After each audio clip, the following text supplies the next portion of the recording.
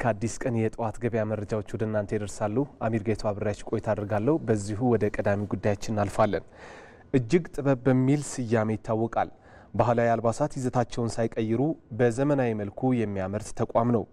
ተቋሙ አልባሳቱን ለሀገር ቤት ገበያ ከማቅረብ ባለፈ በባህር ማዶም ተደራሽ በማድረግ ኢትዮጵያን እያስተዋወቀ እንደሚገኝ መስራችዋ ይናገራሉ። ባልደረባችን መቅደስ እንዳለ በስፍራው ተገኝታ ዘገባ አዘጋጅታለች። እሱን እንከታተላት። የኢትዮጵያ የባህል አልባሳት ተፈላጊነት እየጨመረ ቢሆንም ዘርፉ የሚፈልገውን ያህል እየተሰራበት እንዳልሆነ ሲነገር ይሰማል። አልባሳቶቻችን እንደ ሌሎች የአፍሪካ ሀገራት የክት ልብስ ሆነው ዘወትር እንዲለበሱ አተኩሮ በመስራት በኩል እጅግ ጥበብ ይነሳል። እጅግ ጥበብ ለኢትዮጵያ አየር መንገድ የበረራ አስተናጋጆች አልባሳትን በማዘጋጀትና ባህላዊ ልብሶችን በዘመናዊ መልኩ በመስራት ተቀባይነት እያገኘ የመጣ ተቋም ለመሆን በቅቷል። የኛ ድርጅት በአብዛኛው የሽመና የሀገር ባህል ስራ ላይ ነው ያለ ነው። ግን የሀገር ባህሉን እንደው ባህል ቲፒካል ባህሉን ብቻ ሳይሆን የዘውትር ተለባሽ እንዲሆን ክሮች ያው ጥንካሬያቸው ሸሚዝም ጃኬትም እንዲሆኑ ክሮች በመምረጥ ጨርቁን ፋብሪኩን በማሰራት ከኛም ውጪ ደግሞ አውትሶርስ እናደርጋለን። ከአርባ ምንጭ ከባህር ዳር እንደዚህ ጨርቆችን ለኮት ለጃኬት እኛም ማንሰራው አይነትን ፋብሪክ ግን ሽመና በኦርደር ያሳችን ዲዛይን እናሰራለን። ተቋሙ የባህል አልባሳትን ከማስተዋወቅ ባለፈ ለበርካቶች የስራ እድል እንደፈጠረ ሰምተናል። በቋሚነት የሚሰሩ እዚህ ጋርመንት ውስጥ የሚሰሩ ከ25 በላይ ሰራተኞች አሉ። ዶርዜ ላይ ሸማኔዎች አሉን። ጨንቻ ላይ ሸማኔዎች አሉን። በእኛ ስር የሚሰሩ ከ40 ያላነሱ ሸማኔዎች ናቸው። ምክንያቱም እሱን ደግሞ እዚህ አንድ ሰው ሁለት ሰው የሚሰራው አይደለም። ስራውን እዛውን ይወሰርንላቸው ማቴሪያል በሙሉ እኛ ነን የምንሰጣቸው። ሚዲየተር አለን እዛ እኛም ሄደን ኮንትሮል እናደርጋለን። የአየር መንገድ ልብስ አሰርተን ሰብስበን ስፌቱ ብቻ ነው እዚህ የሚሰፋው። ስለዚህ እዛም እንደዚሁ አንድ 5 ሴቶች ፈታዮች አሉ። እንደገና ደግሞ በየቤታቸውም ስራ ይፈጠርንላቸው አሉ። በፊት ሌላ መስሪያ ቤት ስሰራ ያው ሱፐርቫይዘር ወይ ኳሊቲ ኮንትሮል ብቻ ነበር የምሰራው እና የስፌት ልምድ ሙያ የለኝም ነበር። አሁን ግን እዚህ የተለያዩ ስራዎችን ሰራለሁ። የተለያዩ ቤቴም ልስራ ብል የተለያዩ ሙያዎችን ልብስም የተለያዩ ነገሮችን መስራት እችላለሁ። ማለት ከሷ ብዙ እውቀት አግኝቻለሁ። አሁንም እየሰራ ያለው ነጠላና ቀሚስ ነው። አሁን ጥበብ ጨርሼ ጨርቅ እየጀመርኩ ነው። ከሳቸው ጋር ረጅም ጊዜ ነው መስራት ከጀመርኩ ቢያንስ ከ20 ዓመት በላይ ነው። የሁለት ልጆች አባት ነኝ። ህይወትንም ያው ጥሩ ኑሮ እየኖርኩ ነው እንደማንኛው ሰው። እጅግ ጥበብ አልባሳትን ከሀገር ቤት ገበያ አልፎ ወደ ባህር ማዶ መላክ የቀጣይ ትኩረቱ መሆኑን ይገልጻል። አሁን ምርቶቻችን ኤክስፖርት ማርኬት ውስጥ ለመግባት በዝግጅት ላይ ነው ያለነው። የአይሶ ሰርቲፋይድ ሆነናል በኳሊቲ። ስለዚህ አሁን ሬዲ ነን ማለት ነው። ስለዚህ የውጭ ገበያ ላይ እንገባለን። እሱ ዝግጅት ላይ ነው ያለነው። ከዓለም አቀፍ ብራንዶች እኩል እንዲሰለፍ ነው እንፈልገውና ምናልባት እኔ ይህን ስራ 30 ዓመት ወደ ኋላ ሰርቻለሁ፣ ደክሜበታለሁ። ነገር ግን ተተኪ ወጣቶች አሉ። ስለዚህ ተሻጋሪ ካምፓኒ ይሆናል ብዬ ነው የማስበው። እጅግ ጥበብ የኢትዮጵያ አየር መንገድ የበረራ አስተናጋጆች አልባሳትን፣ ቦርሳዎችን ጨምሮ ሌሎችንም ባህላዊ ልብሶችን በዘመናዊ መልኩ በመስራት ይታወቃል። እንቀጥላለን። ክቡራን ተመልካቾቻችን፣ ተከታዩ ዘገባችን ደግሞ ከራሱ አልፎ ለበርካቶች የስራ እድል የፈጠረን አንድ ወጣት ተሞክሮ ወደ እናንተ እናደርሳለን። ይህ ወጣት በአንድ ወቅት በአካባቢ ያሉ ወጣቶች በተለመደው መንገድ የሚሰሩትን የጽዳት አገልግሎት በማየት ዘመናዊ የቤት ለቤት ጽዳት አገልግሎት መስራት እንደጀመረ ይናገራል። በስራው ውጤታማ በመሆኑ ከራሱ አልፎ በርከት ላሉ የአካባቢ ወጣቶችም የስራ እድል ፈጥሯል። ተጨማሪውን ከራሱ አንደበት እንከታተለው።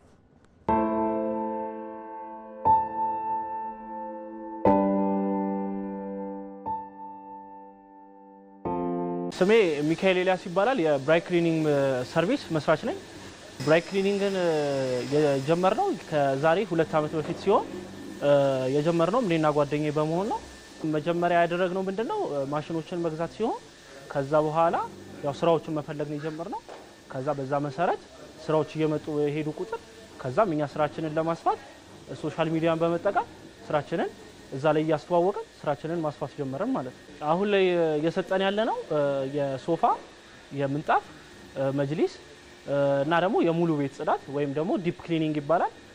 አሁን ዲፕ ክሊኒንግ ሲባል እንዴት ነው? እያንዳንዱ ነገር ከቤቱ ውስጥ ጀምሮ ግቢም ሊሆን ይችላል፣ መስታወቶች፣ ኪችን ካቢኔት፣ ቁም ሳጥን፣ ሽንት ቤቶች፣ ኤቭሪቲንግ፣ መኝታ ቤቶቹ ኤቭሪቲንግ፣ ሁሉም ነገር ዲቴል ይጸዳል ማለት ነው። ዲፕ ክሊኒንግ ሲባል ያ ነው። እና ያንን የሚፈልጉትን ሰርቪስ እኛ የምናቀርበው እንደ ፓኬጅ እያደረግን ሲሆን ያንን እያደረግን ለከስተመሮቻችን ስራችንን እየሰራ እንገኛለን ማለት ነው።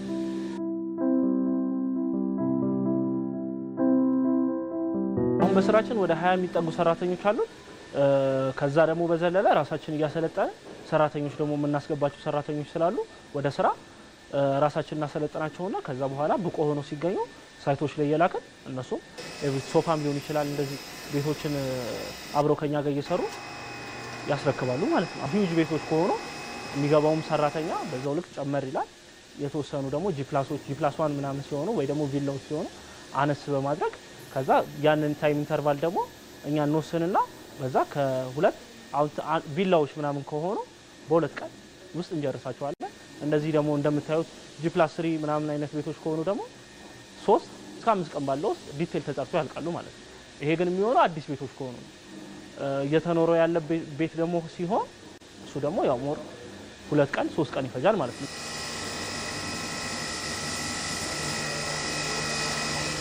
ሪስካችንን ለመቀነስ ለከስተመሮቻችን የሚመቸውንና የማይመቹትን ነገሮች ለይተን መጀመሪያ እንነግራቸውና ከዛ በኋላ ይሄን ነገር እንዴት እናድርገው በሚል ከከስተመር ጋር እያወራን ከዛ መሆን የሚቻል ከሆነ እና ደግሞ እኛንም እነሱን ለከስተመሮቻችን ሪስክ የማያጋልጡ አይነት ነገሮች ከሆኑ እንሰራቸዋለን።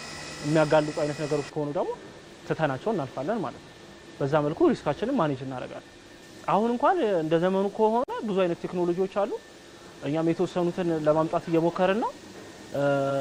ለምሳሌ አሁን ሮቦት ምናምን አምጥተናል፣ መስታወት የሚያጸዳ አንዳንድ የማይመቹ አሁን እንዳልከው ቅድም ሪስካችንን ማኔጅ ለማድረግ ብዙ አይነት መሳሪያዎች፣ ማሽኖች ስላሉ እነሱን ከውጭ ሀገር እያስመጣን ያለ ነው።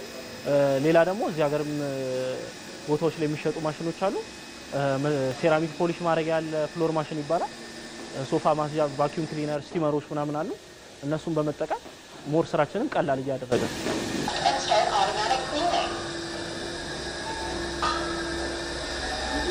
ሰው ጋር እንኳን ያለው ተቀባይነት በጣም አሪፍ ሲሆን አሁን ሰው ሞር ኢዚ ነገርን ስለሚፈልግ እኛ ሞር በተሻለ ሁኔታ በጥራት የነሱን ሀሰል እየቀነስንላቸው ስለሆነ ያለ ነው።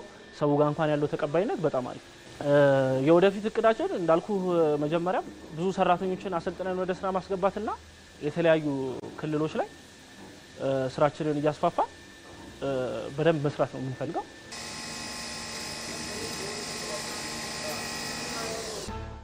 እንቀጥላለን። ክቡራን ተመልካቾቻችን አሁን ደግሞ በቀጥታ ስርጭት የጠዋት ገበያ ቅኝት ወደምናደርግበት መረጃችን ነው የምናልፈው።